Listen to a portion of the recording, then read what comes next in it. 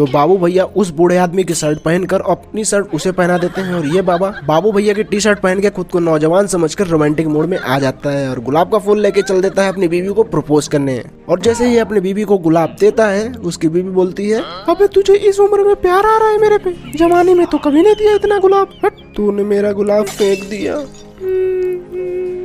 अबे इसको क्या हो गया, ये भी उसी को देख रही है, चुपके से भाग लेता हूँ। तू अभी भी भागने की कोशिश कर रहा है, तेरी तो अब खैर नहीं। नेक्स्ट पार्ट में देखो भाभी जी ने बाबू भैया को कितना पेला।